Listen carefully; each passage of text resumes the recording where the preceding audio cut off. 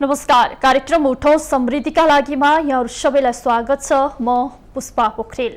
आजको विषयमा हामी कृषकहरूका समस्याका विषयमा उजागर गर्नेछौँ। नेपाल कृषि प्रधान देश हो भनिन्छ। धेरै पहिलेदेखि नै नेपाललाई कृषिमा आत्मनिर्भर बनाउनुपर्छ। लाखौं युवाहरू वर्षेनी वैदेशिक रोजगारीको सिलसिलामा विदेश जान बाध्य छन्।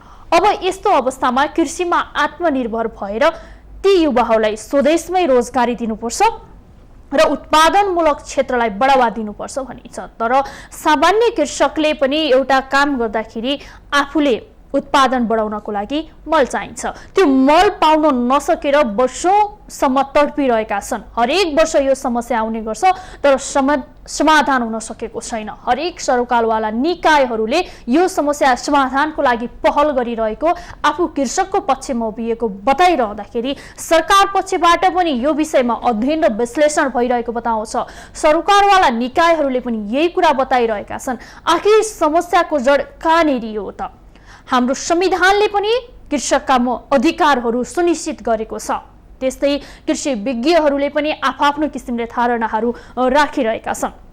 नेपालका करिब 70% भन्दा धेरै व्यक्तिहरू कृषिमा आत्मनिर्भर छन् भनिन्छ र कृषिबाटै उत्पादन बढाउनुपर्छ, स्वदेशमै सक्षम हुनुपर्छ भनिन्छ। तर उत्पादनमा चासो दिन सकिएको छैन। हामी आयात गर्नमै किन्नमै बढी ध्यान केन्द्रित गरेको देखिन्छ। पञ्चायत कालदेखि नै पञ्चायत कालबाट सुरु भएका विभिन्न उद्योग कल कारखानाहरू सुचारू भए र ती नयाँ नेतृत्वमा आउँदा, नयाँ पुस्तामा आउँदा परिमार्जन हुन सकेनन्। त्यसले विस्तारको गति लिन नसक्दाखेरि कृषकका समस्या अहिले पनि जिउको तिउमा छन्। आज हामी यो विषयमा कुरा गर्नेछौँ। त्यस्तै अब मल कारखाना बनाउने भनेको धेरै भइसक्यो, तर मल कारखाना खोल्ने कुरा अहिले फेरि हराएको जस्तो देखिन्छ। जब कुरा निस्कन्छ तयारी भइरहेको, अध्ययन भइरहेको भनिन्छ, तर यो काम भने अगाडि बढ्न सकेको छैन। मल कारखाना बनाउने कुरा कहाँ पुग्यो? कृषकका समस्या किन समाधान हुन सक्दैनन्? बिचौलियाहरू किन हावी भइरहेका छन्? आज हामी यही विषयमा केन्द्रित हुनेछौँ।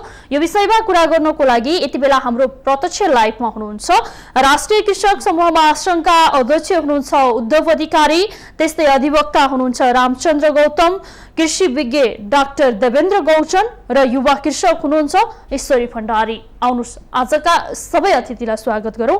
यहाँहरू सबैलाई स्वागत छ कार्यक्रममा। हजुर, अब म कार्यक्रमको सुरुवात हाम्रो युवा कृषकबाट गर्न चाहे, ईश्वरी भण्डारीजीबाट गर्न चाहे। जस्तो तपाईले काम गरिरहँदा कृषिमा म आत्मनिर्भर बन्छु, कृषिबाटै देशमै केही गर्छु भन्ने र जुन किसिमको बल लिएर अगाडि बढिरहनु भएको छ, यो बढिरहँदा तपाईलाई जुन आफूले गरेको काममा मिनिमम आवश्यकताका कुराहरू हुन्छन्, बिउ, मल, हैन, यस्ता कुराहरूमा कतिको सहज असहज अनुभूति के गर्नु भएको छ? मैले कार्यक्रमको सुरुवात यहाँबाट गर्न चाहे।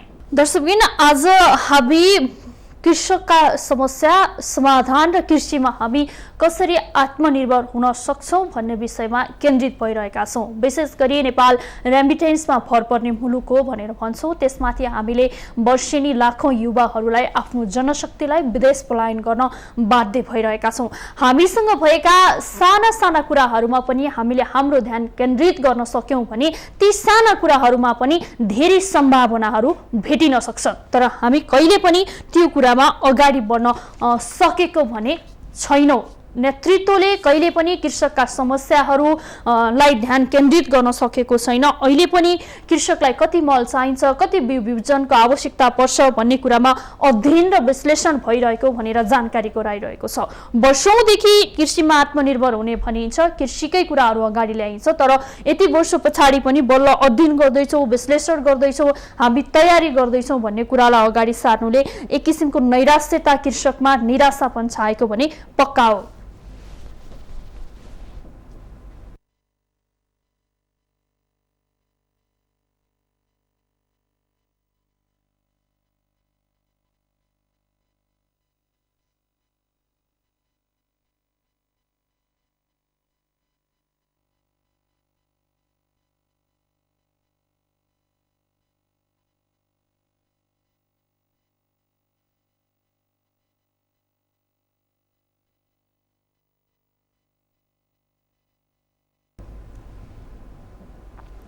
सामान्य मलको लागि पनि यो कोभिड-19 कोरोना भाइरसको महामारी छ भनिन्छ, संक्रमण छ भनिन्छ। यो गाह्रो र अप्ठ्यारो परिस्थितिमा पनि कृषकहरू घण्टौँसम्म लाइन बस्नुपर्ने कुर्नुपर्ने समस्याले गर्दा कृषकहरू झन् आजित भएको अवस्था देखिन्छ। यसरी आफूले उत्पादन गरेर आफै सक्षम हुन्छु भन्ने प्रयास गर्दा गर्दै पनि यस्ता किसिमका समस्याहरू जारी रहनुले सम्बन्धित निकाय सरकारवाला निकायहरू के हेरेर बसिरहेका छन् भन्ने एउटा अर्को समस्या पनि निम्ति आएको छ। यसले एउटा कृषकहरूमाथि नैराश्यता छाएको छ।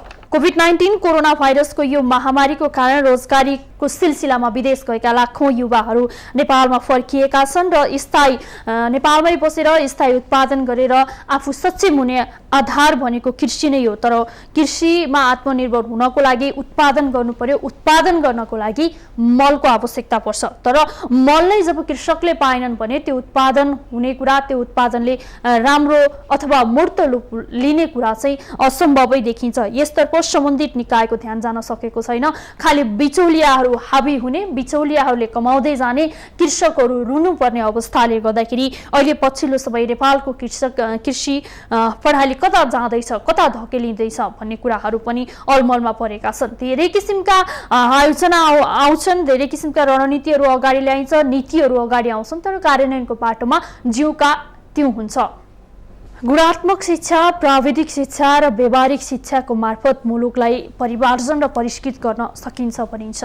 विज्ञान र प्रविधिको प्रयोगसँगै मुलुकहरू धेरै माथि उठिसके। साना साना विषय वस्तुमा पनि सानातिना कुराहरूमा पनि धेरै सम्भावना देख्दै मुलुकले धेरै फड्को मारिसकेको छ। हामीले हेर्दा हेर्दै हाम्रा छिमेकी देशहरूले धेरै फड्को मारिसके। विकसित मुलुकको रूपमा अब्बल हुँदै त्यो धरातलमा आर्थिक समृद्धिमा उक्लिरहेका बेला हामी भने अझै पनि हाम्रा मूलभूत आवश्यकताका कुरा के हुन् भन्ने कुरा पहिचान गर्न सकिरहेका छैनौं। जनतालाई आत्मनिर्भर बनाउन के गर्ने, के कुरामा आत्मनिर्भर बनाउन सकियो भने त्यसको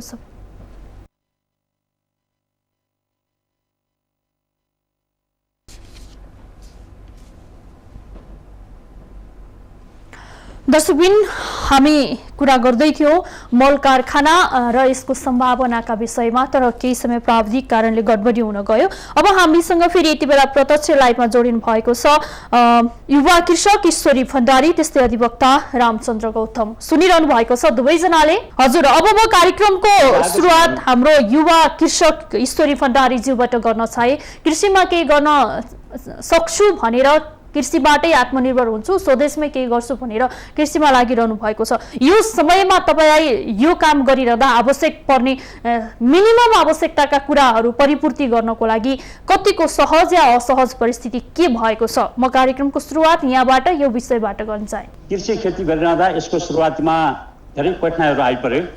मुख्यतः बेसिक लेभलमा आइपर्ने समस्याहरू, बाहिर कुराहरू त धेरै आउँछन्। कृषि का विज्ञहरूको बारेमा, कृषि प्राविधिकको बारेमा, कृषि ज्ञानका कुराहरूको बारेमा जो किसानले खेती गर्न सुरुवात गर्छ त्यति बेला त्यो किसानलाई थाहा हुन्छ यसमा कति कठिनाइ छ भनेर। मैले मेरो अनुभव, मैले भएका कुराहरू यहाँ बताउन चाहन्छु। मैले कृषिमा तरकारी खेतीको सुरुवात गर्दा केही त्यसमा तालिमहरू लिएर फिल्डमा उत्रिरहँदा मैले सुरुमा तालिम दिँदा भन्ने गरिन्छ माटोको पीएच लेभल कति छ, त्यसलाई नाप्नुपर्छ, त्यो अनुसार त्यसमा हाल्नुपर्ने चुनाहरू हाल्नुपर्छ भन्ने कुराहरू गरिन्छ। म 5 नम्बर प्रदेशको रूपन्देही जिल्लाबाट बोल्दैछु। हाम्रो जिल्लामा पीएच लेभल नाप्ने एउटा ल्याब नै छैन। म नगरपालिकाको कृषि शाखामा सोधेँ, यो कहाँ नापिन्छ भन्दा यहाँ छैन, तपाईँ काठमाडौँ जानुहोस् भनेर भन्नुहुन्छ। अनि बिउ उपचार गर्ने, वास्तविक बिउ उपचार गर्ने औषधिहरू कुन हो त? बजारमा थुप्रै किसिमका औषधिहरू छन् बिउ उपचार गर्ने। त्यसमध्ये खास कुन औषधि राम्रो हो बिउ उपचारको लागि त्यो भनिदिने खास प्राविधिकहरूको अभाव छ।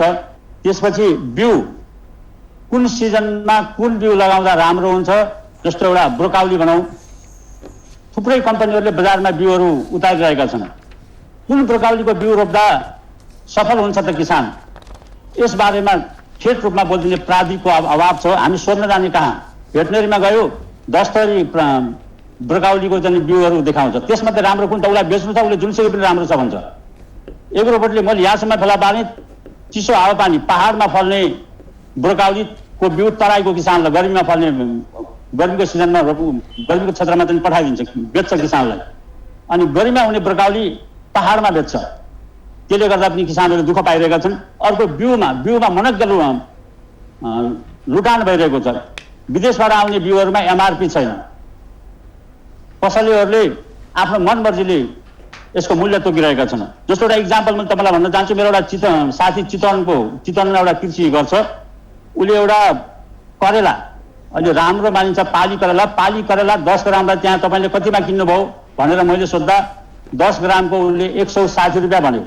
म त्यही 10 ग्राम त्यही कम्पनीको बुटोलमा मैले 250 मा किने, 90 रुपियाँ बढी। कसरी? यसमा अंकुश लगाउनेको सम्बन्धित निकायको ध्यान यसमा छ कि छैन? यसरी किसानहरू ठगिरहेका छन्। मलको कुरा गर्नुहुन्छ, अहिले मल नै पाइएन, जब पाइयो युरिया 50 रुपियाँ किलो, किसानले कसरी ठग्न सक्छ? यी कुराहरू बेसिक लेभलमा थुप्रैहरू छन्।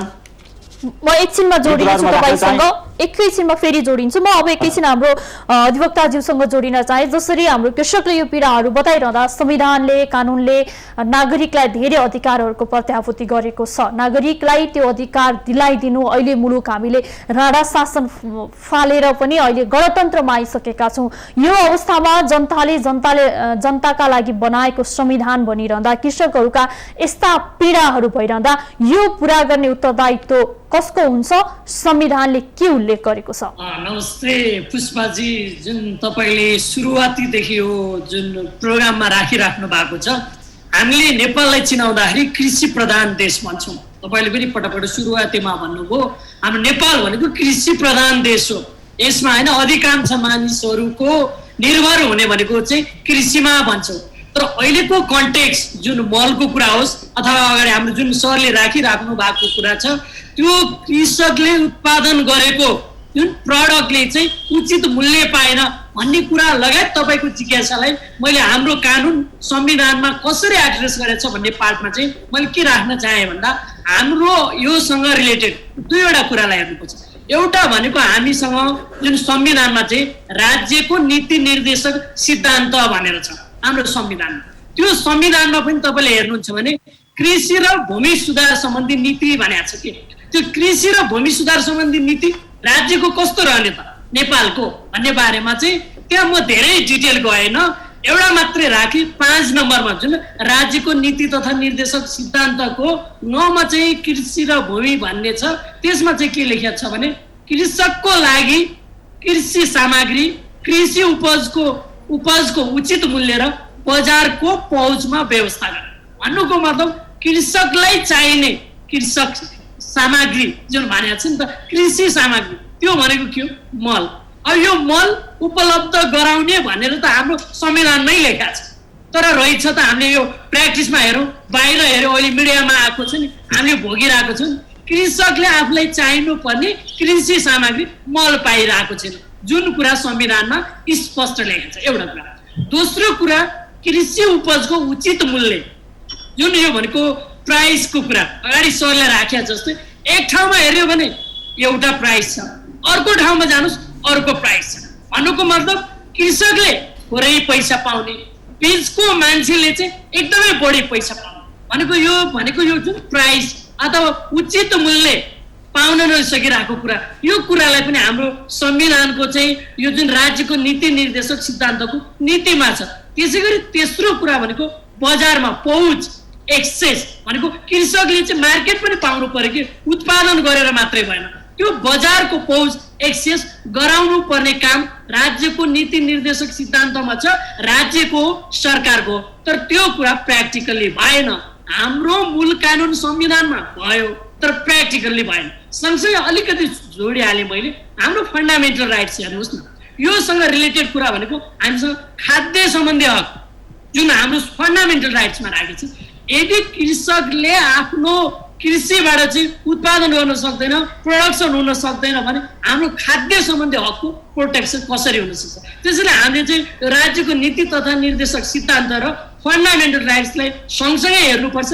यसमा चाहिँ अहिले प्र्याक्टिकल्ली च्यालेन्ज चाहिँ आइरहेको चाहिँ छ। हजुर, अब म हाम्रो एकैछिन कृषि विज्ञ डाक्टर देवेन्द्र गौतमज्यूसँग जोडिन चाहे। अब संविधान र कानूनका कुराहरू आइसके, कृषकले आफ्ना पीडा सुनाइसक्नुभयो, आफूले उत्पादन गर्नु पर्दाखेरि के समस्या हुन्छन् भनेर। यस्तो बताइरहँदा तपाईँ कृषिको एउटा विज्ञ भएको हिसाबले नेपाललाई कृषि प्रधान देश हो, उत्पादन बढाउनु पर्छ भनिन्छ, तर हरेक वर्ष सरकारले अहिले पनि अब अध्ययन भइरहेछ, हामी कति मल चाहिन्छ, कति बिउ चाहिन्छौँ भनेर विश्लेषण गरिरहेको छौँ भनेर बताइरहँदाखेरि कृषकका समस्या अब कति वर्षसम्म जिउका तिउँ रहलान् भन्ने देखिन्छ कि कृषकका समस्या पुरा हुन सक्लान्, हामी कृषिमा आत्मनिर्भर बन्न सकौँला? डाक्टर साहब नमस्कार। वास्तवमा यो कृषकको समस्याको कुरा गर्नुभयो, यो चाहिँ निकै ठुलो समस्या रहेको छ हाल आएर, र यसमा पनि खास गरी यो मलको समस्या, फर्टिलाइजरको समस्या भनेको क्रोनिक समस्या रहेको छ। यो विगत 30 वर्ष 40 वर्षदेखि नै यो मलको अभाव समयमा नपाउने भनेको यो क्रोनिक प्रब्लम हामीले महसुस गरेको हो। अब यो समस्या, यो किसानको यो एउटा समस्या किन भन्दाखेरि यो एउटा त अब मल चाहिँ यति इम्पोर्टेन्ट चिज हो, उत्पादन बढाउनलाई यो मल, कृषि सामग्रीमा मल, बिउ होइन, सिँचाइ, यी कुराहरू अति आवश्यक चिज हुन्।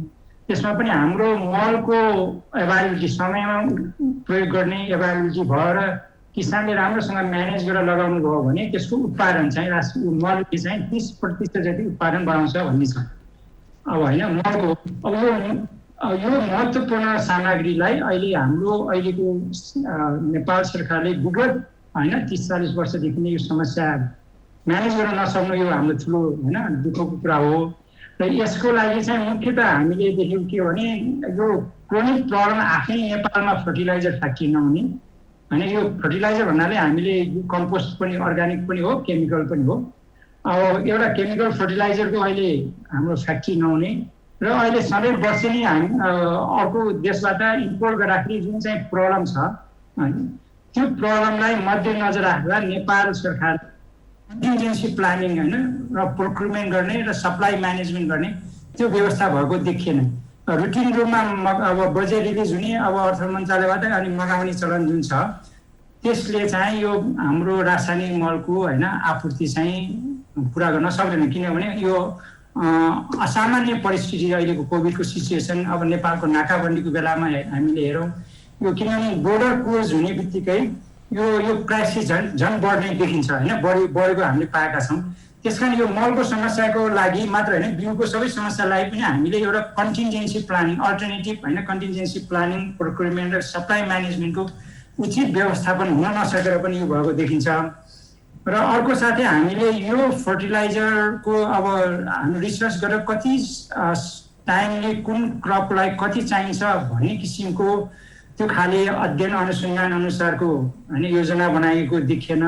र अर्को चाहिँ हाम्रो यो खरिद प्रक्रिया, अब टेन्डरिङ प्रोसेस पनि अपारदर्शी होइन, यो त्यसमा प्रब्लम देखिने, टाइमली बजेट रिलिज नहुने, यी विभिन्न कारणहरू देखिन्छन्। र अर्को चाहिँ हाम्रो अर्को समस्या चाहिँ हाम्रो युरियामा अब हाम्रो फर्टिलाइजरमा सब्सिडी दिने भएको हुनाले पनि यो समस्या आएको हो। अब यो अहिलेको सब्सिडी भन्दा पनि समयमै इजिली होइन टाइमली एभाइलेबल अफ फर्टिलाइजर होइन, त्यो भयो भने किसानलाई त्यसले बढी कन्ट्रिब्युट गर्छ भन्ने हो। सबभन्दा एभाइलेबिलिटी टाइममा जुन चाहिँ अहिले हाम्रो किसानको लागि यति समस्या भएछ, एउटा 10 किलो मल लिनलाई अब 10 घन्टा चाहिँ उभिनु पर्ने होइन, समय जाने 2-4 दिन नै लगाएर हाम्रो होइन बस्नुपर्ने जुन अवस्था छ, जुन चाहिँ अपर्च्युनिटी कस्ट एकदम हाई हो। यो गर्नलाई कम गर्नलाई पनि हामीले अब फर्टिलाइजर फ्याक्ट्री त चाहिने जस्तो देखिन्छ। किनभने हाम्रो पहिलाको अध्ययन यसो हेऱ्यो भने लगानी बोर्ड मार्फत यो इन्फ्रास्ट्रक्चर डेभलपमेन्ट कर्पोरेसन इन्डिया मार्फत गरेको 2016मा गरेको फिजिबिलिटी स्टडीको रिपोर्ट अनुसार अब नेपालमा अब फर्टिलाइजर यो प्राकृतिक ग्यासबाट फर्टिलाइजर कम्पनी स्टार्ट गर्दाखेरि सहिलो अलिक चिपर पर्छ भन्ने देखिन्छ होइन। अब एउटा इकोनोमिक फाइनेन्सियली हामीले हेर्दाखेरि फिजिबल छैन भन्ने पनि देखिन्छ। किनभने डिमान्ड चाहिँ नेपालको जुन चाहिँ फर्टिलाइजरको डिमान्ड चाहिँ अझै पनि कम छ, सानो कन्ट्री। तर अब अपर्च्युनिटी कस्ट जुन चाहिँ हाम्रो प्रोडक्सन जुन किसानले लस गर्नु परेको छ, यो समयमा फर्टिलाइजर नपाएर जुन लस भएको छ, लस हुने सम्भावना देखिएको छ होइन, त्यो र किसानको टाइम र कस्टलाई हेर्ने हो भने इकोनोमिकली यो राम्रो भएबाट हुन सक्छ भन्ने मेरो विचारमा लाग्छ। हजुर, अब म हाम्रो ईश्वरीज्यूसँग जोडिन चाहे। जस्तो यी कुराहरू भनिरहँदा आफूले के गर्न खोजिरहँदाखेरि तपाईँले गरेको उत्पादन, तपाईँले गरेको मेहनत, तपाईँले गरेको काममा त्यहाँ भएका स्थानीय प्रदेश सरकार, गाउँपालिका, नगरपालिका, स्थानीय जनप्रतिनिधिहरूले तपाईँको काममा कतिको हौसला प्रदान गरेको र सहयोग गरेको पाउनु भएको छ? हौसलाहरू स्थानीय सरकारको तर्फबाट हौसलाहरू धेरै नै आएको हो। ल गर्नु है ईश्वरीजी, राम्रो छ, एकदम राम्रो गर्नुभएको छ, ठिक छ, तपाईँलाई बधाई छ, धेरै उत्पादन गर्नुहोस्, यति मात्रै भनेर भएन नि। मेरो तरकारीमा एउटा रोग लागेको छ, यो रोग यो हो, यसमा यो औषधि हाल्नुपर्छ र यो ठिक हुन्छ र यसले उत्पादन दिन्छ भन्ने विज्ञ चाहियो। हामीलाई हौसलाले मात्रै किसान सफल हुँदैन। त्यो विज्ञ प्रत्येक क्षेत्रमा, प्रत्येक नगरपालिकामा दक्ष विज्ञहरू छन्, तर दक्ष छैनन्। ठ्याक्क देखेर यो रोग हो, यसमा यो हाल्दा ठिक हुन्छ र तपाईँ सफल हुनुहुन्छ भन्ने विज्ञको अभाव छ। सरकारबाट सरकारले अनुदानको रूपमा बजेट छुट्याएको छ, गाउँमा पैसा दिएर मात्रै भएन नि, पैसा त पुग्यो, बाली कुहेर गयो, त्यसमा के कारणले फलेन? त्यो एउटा विज्ञ अनुदान सँगसँगै विज्ञ पनि पठाउनु पर्यो, विज्ञ प्राविधिकहरू पठाउनु पर्यो, विज्ञ जानकार पठाउनु पर्यो, थ्योरी मात्रै पढेर भएन, प्र्याक्टिकल गरेको विज्ञ पठाउनु पर्यो, तब मात्र किसान सक्षम हुन्छ। मैले देखिरहेको छु मेरो बालीमा तमाम रोग लागिरहेको छ। म रिसर्च गरिरहेको छु, युट्युब खोलिरहेको छु, कृषि टिभी अन्य ठाउँमा हेरिरहेको छु, मैले पत्ता लगाउनै सकेको छैन मेरो बाली कसरी सर्दैछ, किन पहेँलो हुँदैछ, किन मर्दैछ।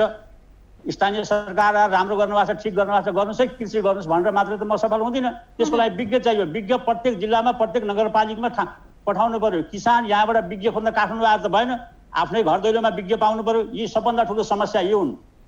बजेट विनियोजन गरेर किसानलाई राहत दिएर मात्रै भएन, त्यसको सँगसँगै विज्ञहरू पनि दिनु पर्यो, प्राविधिकहरू दिनु पर्यो। तेरो माटो ठिक छैन, मेरो माटो एकदम लो किसिमको थियो, मलाई चुना हाल्नु पर्ने थियो, चुना खोज्दा पाउँदैन, काठमाडौँ जा भन्छ, लकडाउनको बेलामा कहाँ काठमाडौँ जाने, बुटोल जाँदा कुनै पनि व्यापारले कृषि चुना बेच्दैन।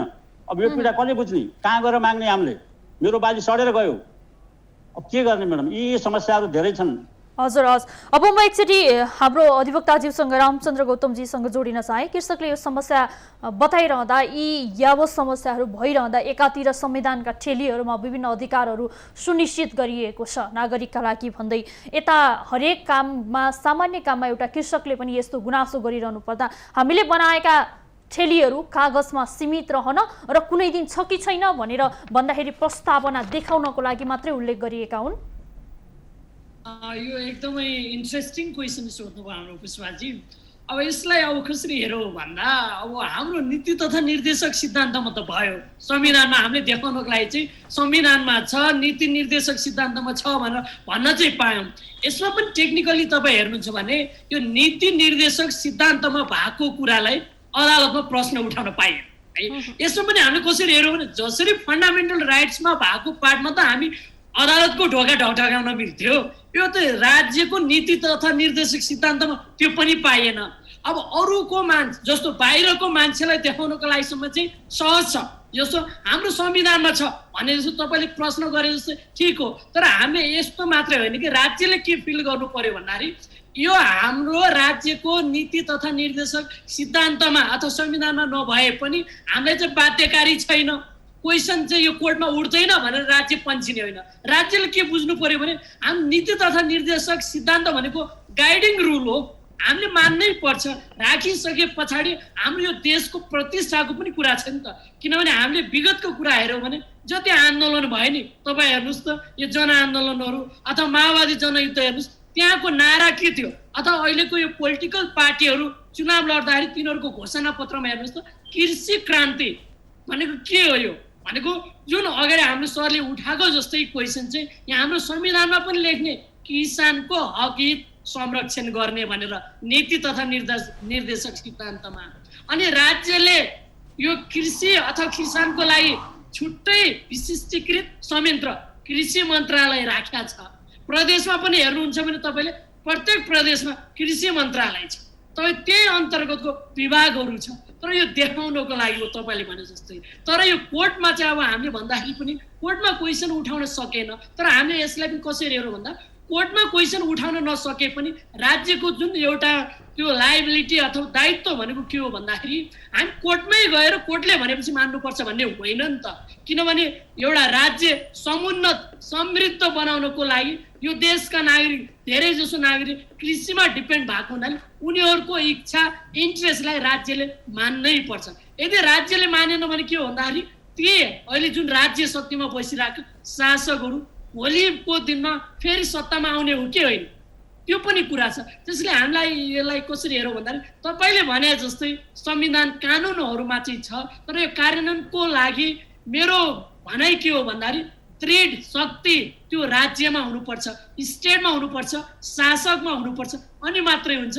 नत्र भने यो कानुनमा अथवा संविधानमा अथवा नीति नियममा मात्रै भएर चाहिँ हुँदैन। हस्, अब म एकैछिन हाम्रो गौतमज्यूसँग जोडिन चाहेँ। जस्तो डाक्टर साहब, हामीले पञ्चायत कालदेखि नै सुरुवात भएका धेरै उद्योगहरू व्यवसायहरू त्यति बेलादेखि सुरुवात भए होइन।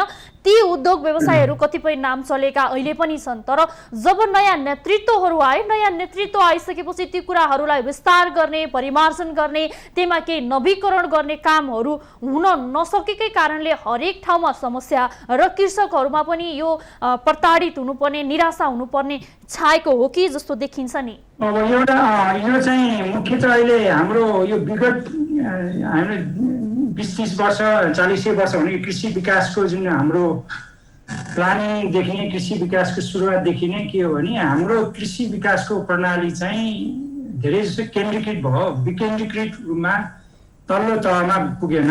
मेन त एउटा चाहिँ हाम्रो के हो भने सिंहदरबारबाट नै कृषि विकासको कार्यक्रम लागू गर्ने केन्द्रीकृत मोडालिटी र समावेशी भएन। किनभने बहुसङ्ख्यक किसान भनेका साना सीमान्त गरिब विपन्न परिवारका किसानहरू, एकदम दुर्गम ग्रामीण भेगमा बसोबास गर्ने किसानहरूको लागि चाहिने आवश्यक होइन कृषिका सामग्री, प्राविधिक सहयोग, जनशक्तिका कुराहरूदेखि लिएर संरचनागत सुविधाहरू र इभन सूचनाका कुराहरू पनि पुग्न सकेनन्। यो किनभने पहिला केही विकास नभएको होइन, कृषिका विकास भए। अब जस्तो तर यो कृषिलाई उद्योगसँग जोड्ने प्रयास पनि त्यति हुन सकेन। उद्योग धन्दाको विकास खास गरेर हाम्रो हुन सकेन। त्यसमा अब कृषिका उद्योग पनि हो। जबसम्म कृषिलाई होइन उद्योगसँग समन्वय गरेर लिङ्क गरेर कृषिलाई औद्योगिकरणमा लगिँदैन, तबसम्म कृषिको डिमान्ड पनि होइन, कृषि उपजको डिमान्ड पनि क्रिएट नहुने र त्यो अनुसारको विकास हुन पनि गाह्रो हुन्छ। अब त्यसलाई आधुनिकीकरण होइन, वैज्ञानिकीकरण र विशिष्टीकरण गर्न गाह्रो हुने भएको हुनाले त्यो प्रयास त्यतितिर अब हाम्रो विगतमा अहिले पनि खासै प्रयासहरू हुन सकेनन्। भएका उद्योग धन्दा पनि धेरै होइन विस्थापित भए। त्यसकारण अब एउटा त हाम्रो नीतिगत संरचना, संस्थागत संरचना के हो भने कृषिका संरचनाहरू केही भए पनि सहर केन्द्रित होइन, तराईका केही भागहरूमा भए जस्तो कृषि मलका वितरणका कार्यालयदेखि लिएर बिउ बिजनका कार्यालय होइन, सेवा दिने प्राविधिक सेवा, तर दुर्गम ग्रामीण भेगमा त्यो सेवा सुविधा पुग्न नसकेर पनि अब खास गरी किसानको समस्यालाई होइन त्यो चाहिँ सोल्भ गर्न सकिएन भन्ने मलाई लाग्छ। र यो मेन्टालिटी मात्र होइन कि कार्यान्वयन, अब हाम्रा कृषि नीतिहरूमा राम्रा कुराहरू छन्, धेरै कुराहरू कृषिमा, जस्तो हाम्रो अघि एडभोकेटज्यूले पनि हुनु संविधानकोदेखि लिएर अब जस्तो नेपालको यो संविधानले त नयाँ संविधानले खाद्य सम्प्रभुताको अधिकार भनेको छ होइन। त्यसमा त सबै किसानको हक कृषि सामग्री मात्र होइन, उत्पादित वस्तुको उपभोग गर्ने सबै कुराहरूमा आत्मनिर्भर हुने अधिकारको कुरा गर्छ। त्यो गर्नलाई चाहिने संयन्त्रहरू, इन्स्टिट्युसनल मेकानिजम त्यो चाहिँ र जनशक्ति, ठुलो कुराहरू हाम्रो जनशक्तिको विकास हुन सकेन। अहिले हाम्रो अघि एकजना हाम्रो उहाँले मित्रले भन्नुभयो जस्तो जनशक्ति एकदम प्राविधिक सेवा सुविधा चाहिँ गाउँघरमा पुग्न सकेन। सबभन्दा ठुलो एउटा अहिले जनशक्तिको समस्या हो। त्यसमा पनि संघीयता लागू भएपछि हाम्रो पहिलाका कृषि विकास कार्यालयमा भएका जति जिल्ला स्तरीय कार्यालयमा भएका जनशक्ति पनि अहिले छैन होइन। यो हिसाबले यो जनशक्तिको अभाव, संरचनागत कुराहरू पनि पुगेनन् र अनि अर्को कुरा चाहिँ हामीले कृषिलाई उद्योगसँग जोड्न सकिएन। र अर्को हामीले चाहिँ भूमिमा धेरै जसो अब हाम्रो 1/3 जमिन अझै पनि बाँझो छ होइन, त्यसमा एकातिर बाँझो जमिन छ भने अर्कोतर्फ धन्य किसानहरू 1/3 किसानहरू भूमिहीन छन् होइन। त्यो भूमिमा पहुँच पनि पुगेन र भूमिको पहुँच मात्र होइन, अब कृषिमा सहज रूपमा कृषि ऋणमा पहुँच नपुग्नाले पनि कृषि उत्पादन र विकास गर्ने, आधुनिकीकरण गर्ने, किसानहरूलाई पनि त्यो आकर्षण गर्ने त्यो केन्द्रबिन्दु हुन सकेन। र यसको लागि इन्भेस्टमेन्ट हो मुख्य कुरा। त अब राज्यले अब बजेटमा इन्भेस्टमेन्टका कुराहरू गरेको छ होइन। त्यो राज्यले मात्र इन्भेस्टमेन्ट त्यो कम छ, तर राज्यले मात्र इन्भेस्टमेन्ट गरेर भएन, अर्को प्राइभेट सेक्टर र ब्याङ्किङ सेक्टरको इन्भेस्टमेन्ट पनि राम्रो हुनु पर्यो। त्यो इन्भेस्टमेन्ट भनेको किसानले सहज रूपमा सुलभ रूपमा कृषि ऋणको पहुँच पाउनु पर्यो। त्यो पायो भने मात्र कृषि उत्पादन बढाउन सकिने होइन, र उपजमा बिक्री वितरण र बजारको व्यवस्था गर्न सकियो भने मात्र अब कृषिमा विकास गर्न सकिन्छ भन्ने मलाई लाग्छ। हस्, म एकछिनमा जोडिने छु। अब हामीसँग यति बेला जोडिनु भएको छ उद्धव अधिकारीजी हुनुहुन्छ, राष्ट्रिय कृषक समूह महासङ्घका अध्यक्ष हुनुहुन्छ। म अधिकारीज्यूलाई जोड्न चाहे यो कुरा, जस्तो कृषकले आफ्ना पीडाहरू बताइरहेका छन्, कृषकहरू पीडामा छन्। यता संविधान त कानुन त एउटा कुरा उल्लेख गरिएको छ, अब कृषि विज्ञहरू यो कुराहरू हुनुपर्छ भन्ने कुरा गरिरहँदाखेरि हामीसँग नयाँ संरचनाहरू आउँछ, योजनाहरू बनाउँछौँ, विभिन्न कुराहरू आउँछन्, तर कृषकका समस्या भने जिउका तिउँ हुन्छन्। अब अहिले पनि फेरि कृषकका समस्या जिउका तिउँ छन्। एउटा मलकै लागि घन्टौं लाइन बस्नु पर्नेछ, उत्पादन बढाउन मल अति आवश्यक छ। अब यो मल कारखाना बनाउने कुरा पनि हराइरहेको छ। यो विषयमा अलिकति जानकारी गराइदिनुस् न। एकदमै धन्यवाद हजुर। म चाहिँ यो के भन्छ महासङ्घको संस्थापक अध्यक्ष भनिदिनु भयो भने सुल्टो पर्छ होला। अब यो चाहिँ के जस्तो लाग्छ भने हामी यो छलफल घनीभूत रूपमा गरिराखेका छौँ, हामी जान्ने भएदेखि गरिराखेका छौँ र छलफल मात्रै गर्दैनौँ। यो के भन्छ यो कुराका खेती भन्दा पनि खेतीकै कुरा गरेकै निकै लामो समय भयो, तर आजसम्म पनि हाम्रो परिणाम चाहिँ झन्झन नकारात्मकतातिरै उन्मुख छ र आज पनि हामी कृषि प्रधान देशै भन्ने हो कि होइन भन्ने अवस्थामा हामी पुगिसकेका छौँ। कृषिको औद्योगिकीकरण, व्यावसायीकरण, विविधीकरण गर्ने नारा लिएको राज्यले धेरै लामो समय भयो, तर आज आएर चाहिँ यो कृषि प्रधानै देश हो कि होइन भनेर तपाईँ हामीलाई घोत्लिनु पर्ने अवस्था आएको छ र धेरै ठाउँबाट मान्छेले भन्न थाल्नु भएको छ अब यो कृषि प्रधान देश रहेन भन्नेबाट चाहिँ अब बिस्तार बिस्तार बहसहरू सुरु हुन थालेको छ। अर्को केही विकल्प नपाएका कारणले गर्दा अब कसैले कृषि प्रधान देश भनिदिरहेको सन्दर्भ जस्तो देखिन्छ, तथापि यो देश तपाईँको हिजो पनि कृषि प्रधान देश हो र भोलि पनि कृषि प्रधान देशकै मर्मका अनुसार नचलिकन सुकै छैन। यदि कुनै पनि यो देशको सर्वाङ्गीण विकास हुन्छ भने कृषिकै जगमा टेकेर हुन्छ, अरू कुनै विकल्प छैन। अब अहिले यहाँले मलको पनि कुरा गर्नुभयो, अब यो कारखाना खोल्ने कुरा नि हुन सकेन भन्नुभयो। नेपाल जस्तो एउटा भूगोलको लागि यो प्रस्ताव नै कति उपयुक्त हो भन्ने कुरा चाहिँ अलिकति बढी महत्त्वपूर्ण कुरा होला। अहिले यहाँ हामीले छलफल गरिरहँदाखेरि हामीसँग अहिले विकल्पै नभएको अवस्था हो त। हामीले विदेशबाट विदेशी मुद्रा तिरेर सरकारले वार्षिक रूपमा अरबौं रुपियाँ तिर्ने र लगभग त्यति नै अङ्क चाहिँ जनताले किसानले पनि तिर्ने गरेर रासायनिक मल नल्याइकन हाम्रो उत्पादन हुँदै नहुने हो, या अन्य भएका सबै विकल्पहरूलाई हामीले चाहिँ नकारेर हामी चाहिँ रासायनिक मलका पछि दौडेका हौँ भन्ने बिन्दुबाट हाम्रो छलफलहरू सुरु हुनुपर्छ होला। विकल्पै छैन, केही पनि उपाय छैन भनेपछि त मान्छेले जे पनि गर्छ, तर हजारौं विकल्पहरू हामीसँग मौजुदा छन्। त्यो विकल्पहरूलाई नजरअन्दाज गरेर हामी चाहिँ एक खालको रसायनका पछि जो दौडिने हामीले एउटा खालको प्रवृत्ति भने विगत 5 दशकदेखि, र त्यही बरालिएकै एक खालको चाहिँ नि मनस्थितिमै आजका मितिसम्म हामी छौँ। न असारमा किसानले मल पाइरहेको सन्दर्भ छ, न चाहिँ तपाईँको यो रासायनिक वाला खेतीको पैरवी नै गर्न छोडिएको छ, न यसको अर्को विकल्पको बारेमा पनि हामीले चर्चा परिचर्चा गर्न थालेका छौँ। त्यसैले यो हेर्नुहोस्, हामीसँग हजारौं विकल्पहरू हुँदै पनि जस्तो अहिले फोहोरको ठुलो समस्या छ, कहाँ लगेर व्यवस्थापन गर्ने भन्ने छ, त्यही भित्रैबाट खेतीलाई चाहिने धेरै खालको चाहिने पौष्टिक तत्त्वहरू हामी त्यही भित्रबाट झिक्न सक्छौँ।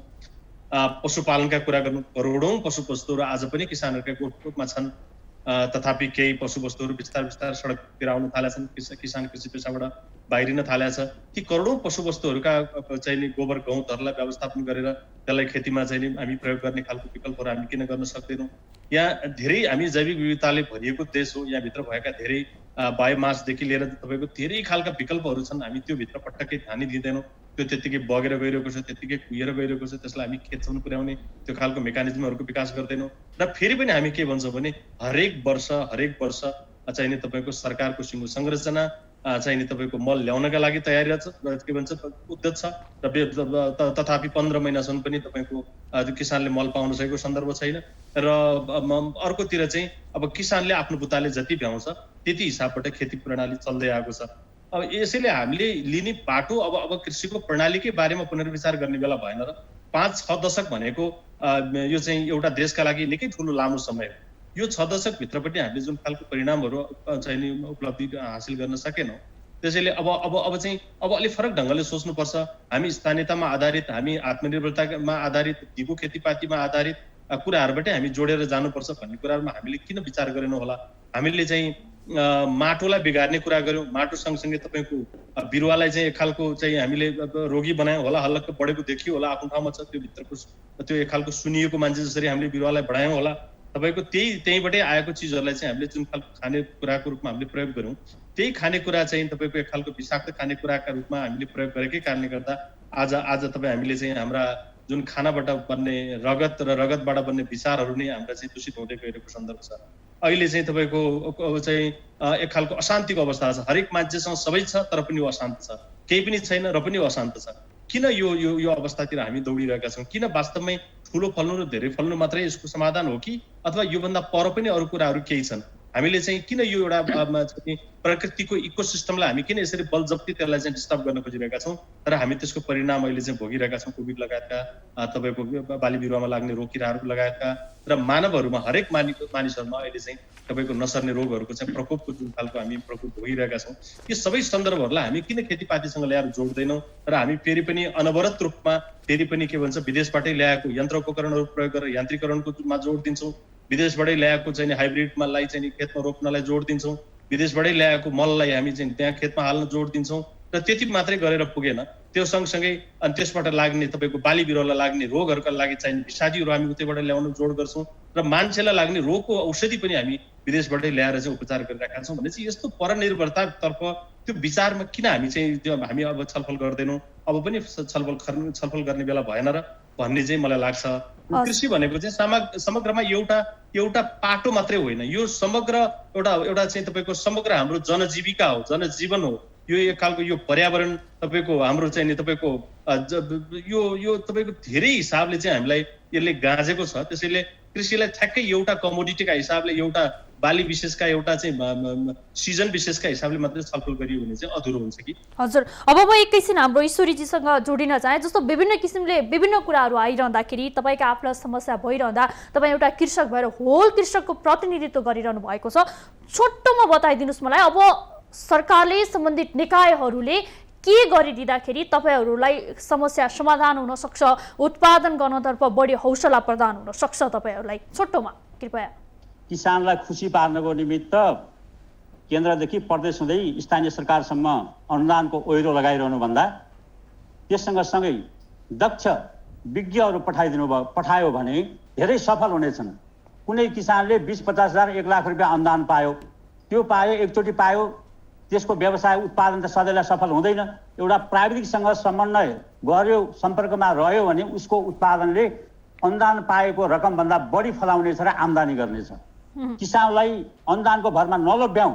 वास्तविकता के हो त? वास्तविक किसानलाई चाहिने ओरिजिनल सत्य बिउ, त्यसलाई चाहिने मलहरू, विषादीहरू अनि प्राविधिक, यी सबै कुराहरूको पहुँचमा किसानलाई राख्यौँ भने निश्चय पनि देश कृषि प्रधान देश हो भन्न लायक हुनेछ। यो नारामा मात्र सीमित हुने छैन भन्ने कुरा राख्न चाहन्छु म। अब हाम्रो अधिवक्ताज्यूसँग जोडिएर चाहिँ रामचन्द्र गौतमजीसँग सबैले आफ्नो कुरा समस्याहरू राखिरहँदा एउटा पाठ हुँदै काम गर्दै पनि नसकेका कुराहरू भइरहँदाखेरि मिनिमम कृषकका आवश्यकताहरू पुरा गर्नको लागि जसरी उल्लेख गरिएको छ संविधान त कानुन त उल्लेख गरिएका कुराहरूलाई नमार्नको लागि चाहिँ अब राज्य संयन्त्रबाट कस्तो काम हुनु पर्ला? छोटोमा चाहिँ कसरी बुझौँ भन्दा पुष्पाजी, सबभन्दा पहिले भनेको चाहिँ अब राज्यले मैले नीति बनाउँछु, कानुन बनाउँछु भनेर मात्रै पनि भएन। त्यो कानुन हाम्रो लागि हाम्रो नेपालको कन्टेक्स्टमा इनफ छ,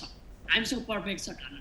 अब तर यसमा चाहिँ हामीले एउटा बुझ्नुपर्ने कुरा के भने नेपाललाई साथ दिएको हामीसँग सबभन्दा बढी भएको कुरा भनेको ह्युमन रिसोर्स हो कि। तपाईँ अरू देशमा हेर्नुहोस्, त्यहाँ मसिनहरू हुन्छ, अरूबाट चाहिँ काम गर्छ भने हाम्रो नेपालमा भएको सबैभन्दा ठुलो कुरो भनौँ ह्युमन रिसोर्स हो नि त।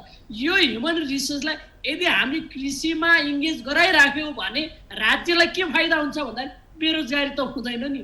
यदि बेरोजगार युवाहरू अथवा मान्छे जनता भयो भने त्यो राज्य विरुद्धमै जाने हो कि सरकारकै विरुद्धमा जाने हो नि त, किनभने सरकारकै लागि थ्रेट हो नि त, च्यालेन्ज हो नि त। त्यसैले राज्यले के बुझ्नु पर्यो भने यो मान्छेहरू जनतालाई इङ्गेज गराउने एउटा पार्ट। सेकेन्ड कुरा, कृषिमा इङ्गेज गराउँदाखेरि कृषिबाट उत्पादन हुने कुराले राज्यको जुन राजस्वदेखि रेभेन्यू जति पार्टमा छ हेल्प गर्ने कुरा हो। र अर्को कुरा भनेको जुन हामीले अगाडि फन्डामेन्टल राइट्सको कुरा गरिरहेको थियौँ, हाम्रो चाहिँ खाद्य सम्बन्धी हक, ती 3-4वटा कुरालाई चाहिँ कभर गर्छ। अब यो राज्यको पार्टमा के हुनुपर्छ, के गर्नुपर्छ भन्ने पार्टमा चाहिँ मैले पटक पटक भनेको यो त हुनै पर्छ। यदि राज्यले गर्न चाहन्न भने पछाडि जति काम भए पनि, जति आन्दोलन भए पनि, जति डिस्कसन भए पनि यो केही पनि हुँदैन। त्यसैले महत्त्वपूर्ण कुरा भनेको राज्यको सोचाइ हुनुपर्छ। त्यो सोचाइ राज्यले के बुझ्नु पर्यो भने म सदा सर्वदा म सधैँ स्टेटमा अथवा म शासक हुन्छु भने सोचिरहने होइन, किनभने भोलिको दिनमा यो चक्र घुम्छ।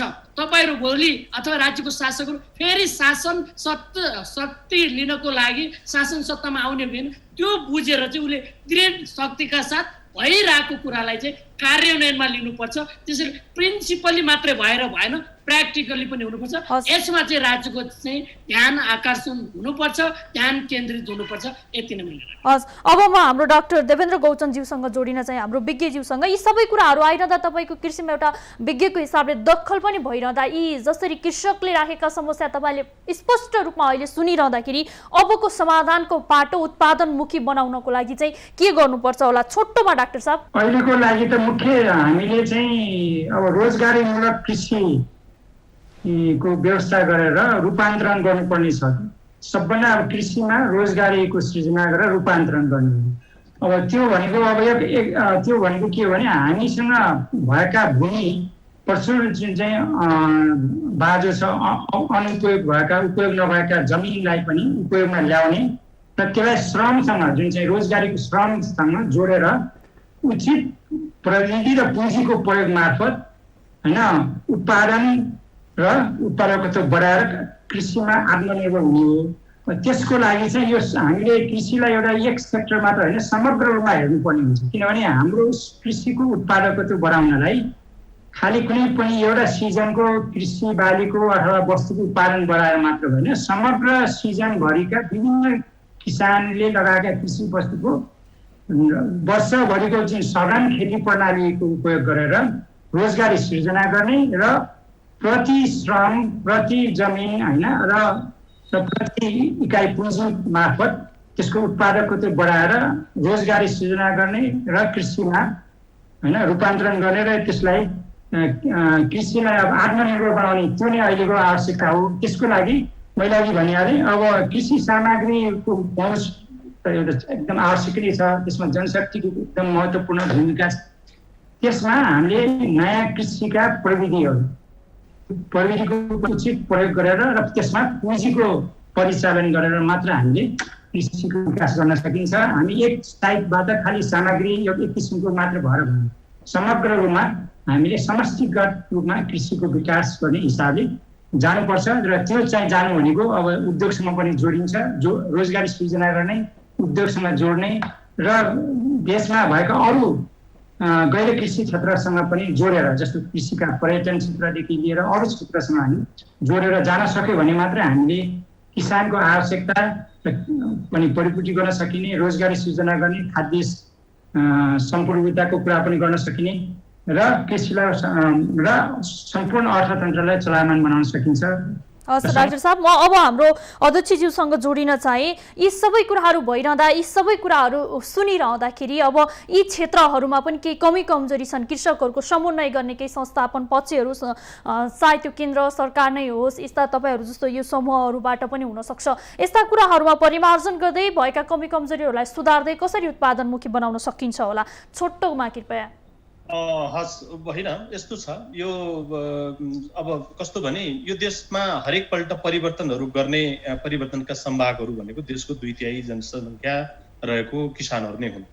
पहिलो कुरो उनीहरूको पहिचानमाथि नै सङ्कट आएको अवस्था छ अहिले मान्छे कसैले पनि म किसान हुँ भन्ने अवस्था छैन। तथापि देशको 2/3 जनसङ्ख्या अहिले पनि यही पेसामा निर्भर छ। 78 को जनगणनाले के निकाल्छ थाहा छैन, आजसम्म तपाईँको अहिले पनि तपाईँको 65.6% जनताहरू खेतीपातीमा संलग्न छन् भन्छ तथ्याङ्कले। यत्रो ठुलो जनसङ्ख्यालाई अहिले एक खालको उसकै स्वाभिमानको सङ्कटको चाहिँ नि अवस्था देखिन्छ। उसको आफ्नै स्वाभिमानको सङ्कट हुँदै गर्दा उसले गरेका उसका लागि उत्पादनको लागि चाहिने साधनहरूको जोगाडको कुरा, उसले गरेका उत्पादनहरूको बजार व्यवस्थापनको कुरा, यी सबै कुराहरूमा ऊ चाहिँ एक खालको अपहेलित हुने अवस्था सिर्जना भएको छ। यो यसो हुँदै गर्दा जब एउटा किसानको मनोबल गिर्छ तब कसरी उत्पादन बढ्न सक्छ? जो उत्पादक हो, जसले साँच्चै उसले चाहिँ के भन्छ मानव रोपेर मुरी फलाउने एउटा दुस्साहस गरेको हुन्छ, एउटा चाहिँ प्रकृतिलाई फकाइ फुलाइ या पौठेजोरी खेलेर उसले एउटा खालको चाहिँ उत्पादनमा संलग्न भएको एउटा पात्र, त्यो पात्रलाई हामीले चाहिँ एक खालको कसरी प्रोत्साहित गर्ने भन्ने एङ्गलबाट हाम्रो बहसहरू छ। हस्, यहाँहरू सबैजनालाई विशेष धन्यवाद। हजुर दर्शकबिन, आजको कार्यक्रममा हामीले मल कारखाना, कृषकका समस्या, मल कारखाना बनाउने कुराहरू कहाँ गए, नेपाललाई कसरी कृषिमा उत्पादनमुखी बनाउन सकिन्छ, युवालाई देशमै रोजगारी दिन सकिन्छ, आयात लगायतको कुराहरूमा पनि कसरी केन्द्रित हुन सकिन्छ, यो विषयमा केन्द्रित रह्यो। यो विषयमा आज हामीसँग हुनुहुन्थ्यो कुरा गर्नको लागि राष्ट्रिय कृषक समूह महासङ्घका संस्थापक अध्यक्ष उद्धव अधिकारी, कृषि विज्ञ डाक्टर देवेन्द्र गौतम, अधिवक्ता रामचन्द्र गौतम, त्यसै कृषक ईश्वरी भण्डारी। सम्पूर्ण अतिथि आजको कार्यक्रमको निर्धारित समय सकिएको छ। आजको कार्यक्रमबाट म प्रस्तोता पुष्पा पोखरेल बिदा हुन चाहन्छु। सत्य, तथ्य र निष्पक्ष समाचारका लागि हेर्दै रहनुहोला माउन्टेन टेलिभिजन। नमस्कार।